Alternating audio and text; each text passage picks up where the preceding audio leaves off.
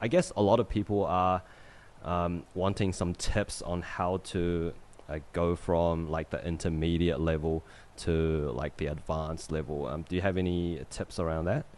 Yeah, it's a challenging one because like I feel like it's really easy to plateau in this space when like there's lots of resources to get to an intermediate level. And like the path is pretty clear. And then when you want to get to the top, it's kind of like unknown. And so I guess like honestly, like it really kind of comes down to repetition. And really just like thinking about the same or similar problems again and again and just being really like consistent at finding them.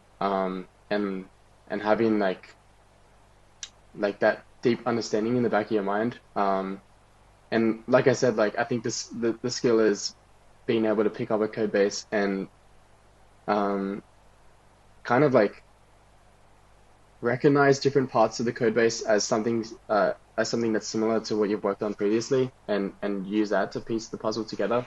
Um, and again, I think this just kind of comes with time. There's nothing that's gonna like speed it up per se. Some people might be better at getting to that level than others, but I think it mostly comes down to time, um, and just yeah, repetition. I think maybe finding like a mentor or like with Spearbit where you get to work with people who like I guess have a deeper level of knowledge than you is kind of like super beneficial too. And I think that's what like traditional audit companies like Sigma Prime are really good at, where you get to pair with talented people and then you get to like kind of sponge off them and really understand like how they think as well.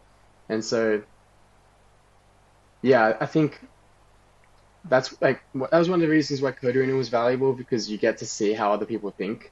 And so trying to work with as many people as you can is probably the best way to like get different insights and different approaches on the same code base. Mm. I think that's probably the most valuable thing you can do. In terms of yourself, what helped you the most to sort of bridge that gap from intermediate to advanced? See, I don't know. I just like I swear, all of a sudden, like one day, it just clicked, and everything just made sense. I don't know what I did. Um, Again, I think it like code review was amazing at the time. I was just grinding it out. Like it was super addictive because the money was amazing, and um, yeah, we had like some really cool work, and like you just find bugs all the time. Um, and like every time you get a medium or higher, it's just a bit of a dopamine rush. And so that was like kind of my driver for a few months, and then yeah, I kind of moved on from that. I think there's also a skill in its own of being able to go deep into a code base and like have that like deep focus. And so honestly, like and that's something I'm still working on, but if you can train yourself to, it's not necessarily the amount of time you put into a code base, it's the quality of time. So if you can train yourself to like really spend a few hours, like concentrate like fully and just like seek to understand, and then in the back of your mind, you're subconsciously trying to break things apart. So I think like just kind of having that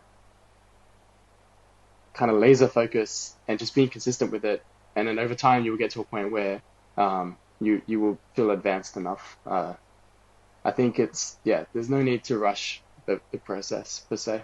I think grinding it out isn't necessarily the most healthy like mentality because you will burn out. Like it's just a matter of time.